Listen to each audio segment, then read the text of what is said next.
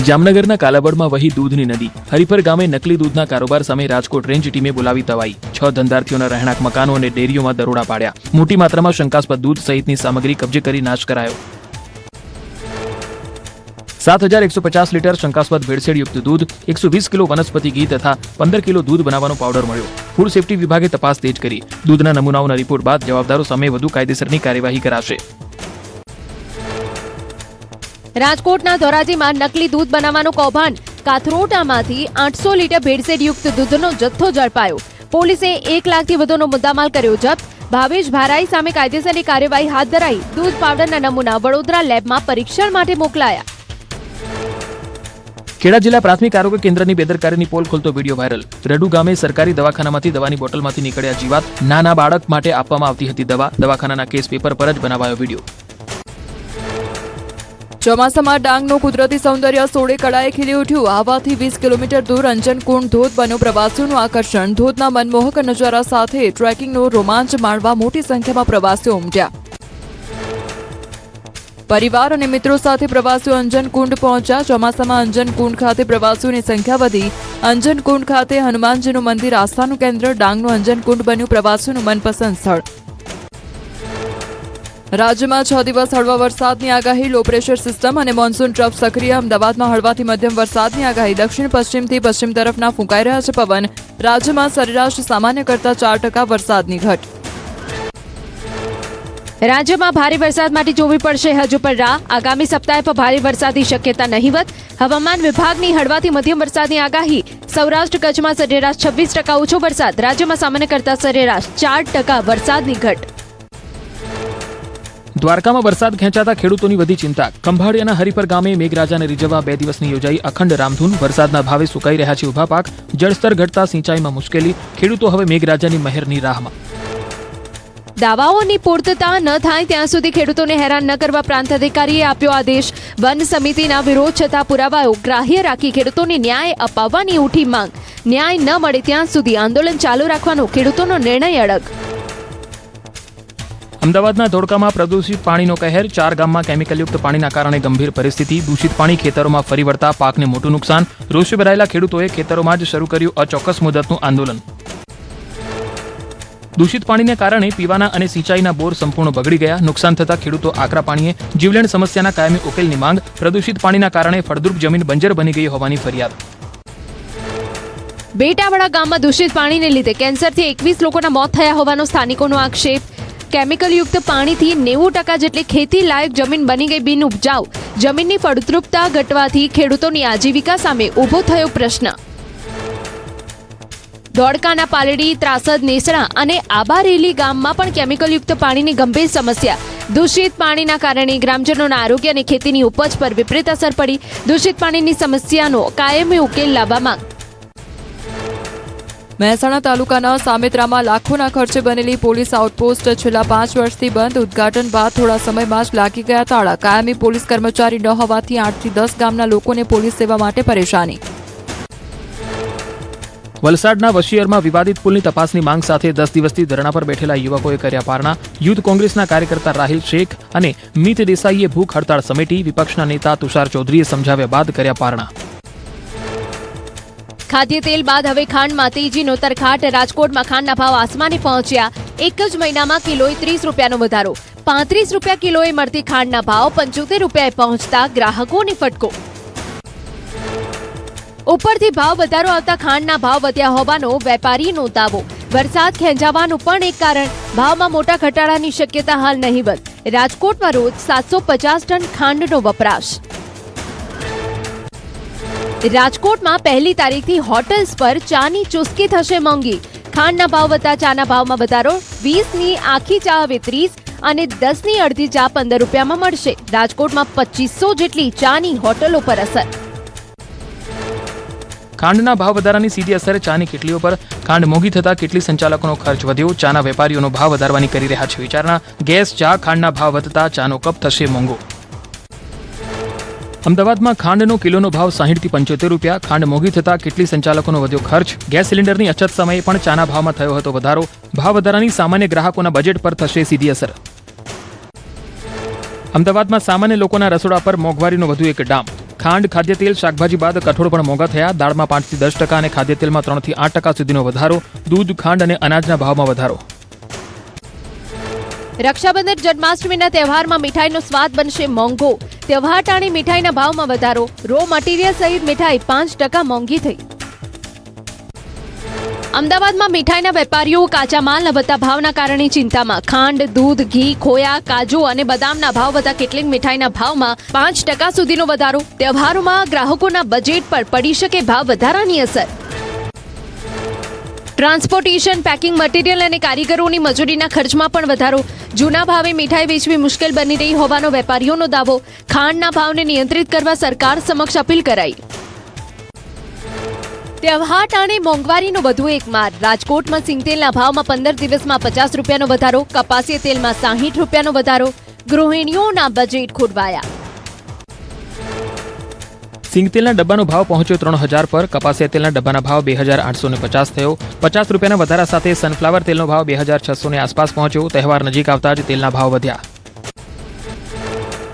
તહેવારો પહેલા ફૂગવાળી મીઠાઈનો video viral. રાજકોટમાં એક ગ્રાહકને મીઠાઈના પેકેટ પર ફૂગ જોવા મળતા બનાવ્યો વિડીયો. યુફ્રેશ મીઠાઈનો વિડીયો આવ્યો સામે. મીઠાઈની ગુણવત્તા અને ફૂડ સેફ્ટીને લઈને ઉઠ્યા સવાલો.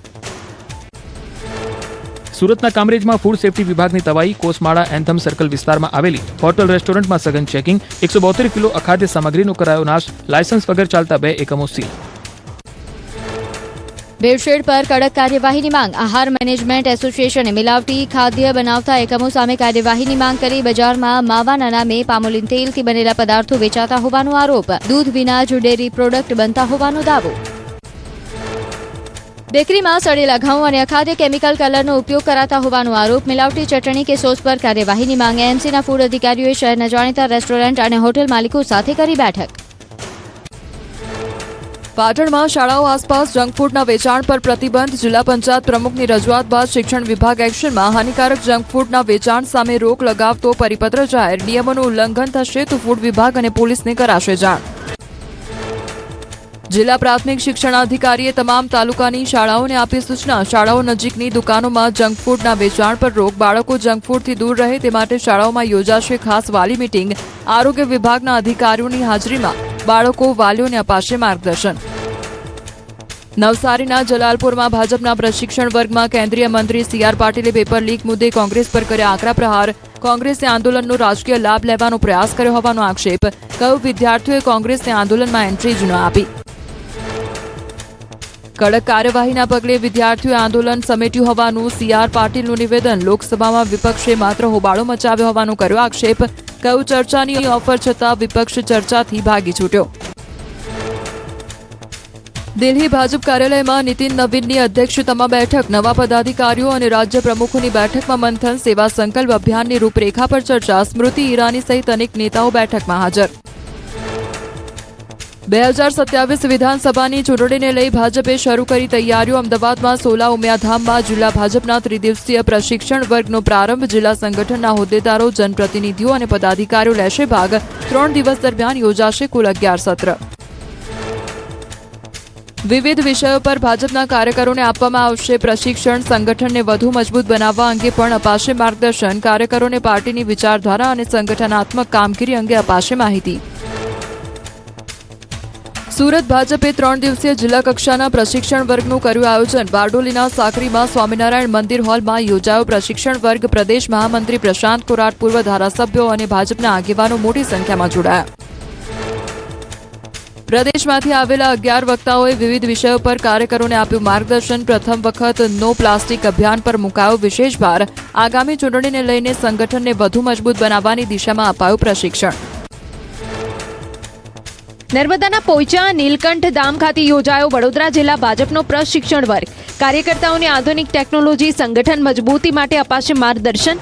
આગામી વિધાનસભા ચૂંટણી માટે બૂથ સબસે મજબૂત અંગે માર્ગદર્શન અપાશે. અમરેલીના સાવરકુંડલામાં નાગરિક સહકારી બેંકની ચૂંટણીનો જામ્યો જંગ. 71 વર્ષ જૂની સાવરકુંડલા નાગરિક સહકારી બેંકની ચૂંટણીનું યોજાયું મતદાન. 11 ડિરેક્ટરની બેઠકો માટે 27 ઉમેદવારો મેદાનમાં. વેપારી અને બેંક પેનલ વચ્ચે સીધો જંગ. સાબરકાંઠાના ઈડર નાગરિક બેંકની સામાન્ય ચૂંટણી માટે યોજાયું મતદાન 20 ઉમેદવારો બેંકના ડિરેક્ટર બનવા માટે મેદાને મોડી સાંજે મતગણતરી હાથ ધરાશે ચૂંટણીને લઈ ઈડર પોલીસે ગોઠવ્યો ચુસ્ત બંદોબસ્ત સુરેન્દ્રનગરના સાયલા અને લીંબડીમાં રાખડી બનાવી દિવ્યાંગ બાળકો બન્યા આત્મનિર્ભર આશીર્વાદ ટ્રસ્ટના દિવ્યાંગ બાળક રાખડી બનાવી મેળવી રહ્યા છે આવક ભાઈ બહેનના પ્રેમ અને રક્ષાના આ સુંદર પર્વને લઈ દિવ્યાંગોમાં ભારે ઉત્સાહ છવાયો દિવ્યાંગો દ્વારા બનાવાયેલી 10,000થી વધુ રાખડીઓ શાળાઓ અને સામાજિક સંસ્થાઓ સુધી પહોંચશે મહેનતના બદલામાં મળતી આવકથી તેમના ચહેરા પર ખુશી છવાઈ આશીર્વાદ ટ્રસ્ટ દ્વારા દિવ્યાંગ બાળકોને રાખડી બનાવવા અપાઈ હતી તાલીમ બિહારનો રાજા સ્કેટિંગથી દ્વારકા જ્યોતિર્લિંગ ચારધામ યાત્રાએ નીકળ્યો 9 જ્યોતિર્લિંગ અને 2 ધામના દર્શન કર્યા પૂર્ણ હવે સોમનાથ મહાદેવના દર્શન માટે આગળ વધ્યો દરરોજ 40 થી 60 કિલોમીટર કરે છે સ્કેટિંગ બોટાદના સાળંગપુરમાં શ્રાવણ માસની 11 નિમિત્તે યોજાઈ દિવ્ય ડમરૂ આરતી ઉજ્જૈનના મહાકાલેશ્વરની તર્જ પર યોજાયેલી દિવ્ય આરતીના નજારાથી હજારો શ્રદ્ધાળુઓ મંત્રમુગ્ધ બન્યા સમગ્ર મંદિર પરિસર હર હર મહાદેવ અને જય બજરંગબલીના નાદથી ગૂંજી ઉઠ્યું બાવળાના સિદ્ધેશ્વર ડમરૂ આરતી ગ્રુપ દ્વારા ગુજરાતભરમાં ધાર્મિક ઉત્સવો નિમિત્તે દિવ્ય સેવા અપાઈ 100થી વધુ યુવાનો દ્વારા નિસ્વાર્થ ભાવે જોડાઈ સંસ્કૃતિનું જતન કરાયું યુવા શક્તિએ ધાર્મિક પરંપરા અને આસ્થાનું અદ્ભુત ઉદાહરણ પૂરું પાડ્યું સુરતના કામરેજમાં 77માં વન મહોત્સવની ઉજવણી ગળતેશ્વરમાં મહાનુભાવોએ કર્યું વૃક્ષારોપણ આરોગ્ય મંત્રી પ્રફુલ પાનસેરિયાએ આપ્યો પર્યાવરણ બચાવવાનો સંદેશ કહ્યું પ્રકૃતિ બચશે તો આરોગ્ય બચશે પર્યાવરણ સંરક્ષણની કરી અપીલ જૂનાગઢના સાસણગીરમાં નવા પોલીસ સ્ટેશનનું ભવ્ય લોકાર્પણ રાજ્યમંત્રી કૌશિક વેકરિયાના હસ્તે લોકાર્પણ પોલીસ સ્ટેશનમાં 1 પીઆઈ અને 1 પીએસઆઈ સહિત 72 પોલીસ સ્ટાફની નિમણૂક પ્રવાસીઓની સુરક્ષા માટે મહત્વપૂર્ણ પહેલ મુખ્યમંત્રીએ ન્યૂયોર્કમાં ટેકનોલોજી રોકાણ ક્ષેત્રે વૈશ્વિક અગ્રણીઓ સાથે બેઠક કરી આઈબીએમ રિસર્ચમાં એઆઈ ક્વોન્ટમ અને સેમિકન્ડક્ટર પર ચર્ચા ગોલુબ કેપિટલે ગિફ્ટ સિટીમાં રોકાણમાં દર્શાવ્યો રસ ગુજરાતના ટાયર 2 ટાયર 3 શહેરોમાં વિસ્તરણમાં ઉબરે દાખવ્યો રસ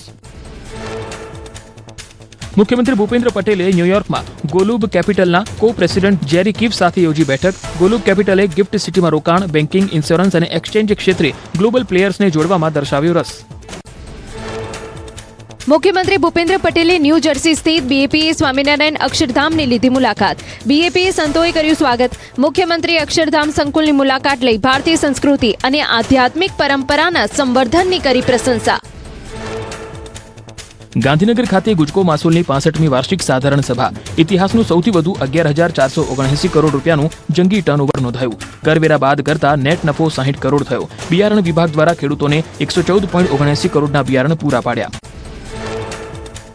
જખોના પિંગલેશ્વર દરિયાકાંઠેથી મળી શંકાસ્પદ AIS system Jakhau police SOG SIB અને એલઆઈબીના સંયુક્ત પેટ્રોલિંગ દરમિયાન ઓક્સિજન સિલિન્ડર પણ મળ્યો બનાવ અંગે પોલીસે આગળની કાર્યવાહી હાથ ધરી અમદાવાદના ઇસરોમાં 3જું નેશનલ સ્પેસ ડેની ઉજવણી કેન્દ્રીય મંત્રી ગજેન્દ્રસિંહ શેખાવત કેબિનેટ મંત્રી અર્જુન મોઢવાડિયા રહ્યા ઉપસ્થિત ચંદ્રયાન 3ના ચંદ્રના સાઉથ પોલ પર સોફ્ટ લેન્ડિંગની સફળતાની યાદમાં ઉજવાય છે રાષ્ટ્રીય અંતરિક્ષ દિવસ ઇસરોમાં આયોજિત કાર્યક્રમમાં મંત્રી અર્જુન મોઢવાડિયાનું સંબોધન કહ્યું સ્ટાર્ટઅપ અને વૈજ્ઞાનિક સંશોધન માટે આજનો દિવસ જરૂરી 300 જેટલા સ્ટાર્ટઅપ સ્પેસમાં કરી રહ્યા છે કામ 2047 સુધીમાં આ સેક્ટરમાં 8 મિલિયન ઇકોનોમી બૂસ્ટ કરવાનું લક્ષ્ય રાષ્ટ્રીય અવકાશ દિન નિમિત્તે ગોધરામાં લોકવિજ્ઞાન કેન્દ્રએ સ્પેસ ક્વિઝનું કર્યું આયોજન 90થી વધુ વિદ્યાર્થીઓ ઉત્સાહભેર ભાગ લીધો 3 તબક્કામાં યોજાયેલી સ્પર્ધાના પ્રથમ 3 વિજેતાઓને અપાયા પ્રોત્સાહક ઇનામ અમદાવાદમાં પોલીસ ભરતીમાં એઆઈનો ઉપયોગ ગેરરીતિ અટકાવવા એઆઈ અને ફેસ રિકગ્નિશન ટેકનોલોજીનો ઉપયોગ PSI wireless technical operator PSI motor transport અને હેડ કોન્સ્ટેબલ ડ્રાઈવર મિકેનિકની યોજાશે પરીક્ષા ઉત્તર પ્રદેશના રાજ્યપાલ આનંદીબેન પટેલે અમદાવાદથી સુરત સુધી તેજસ એક્સપ્રેસમાં કરી મુસાફરી અમદાવાદ સ્ટેશન પર ડીઆરએમ વેદ પ્રકાશે કર્યું સ્વાગત રેલવે સ્ટેશનના પુનઃવિકાસ અંગે ડીઆરએમે આપી વિગત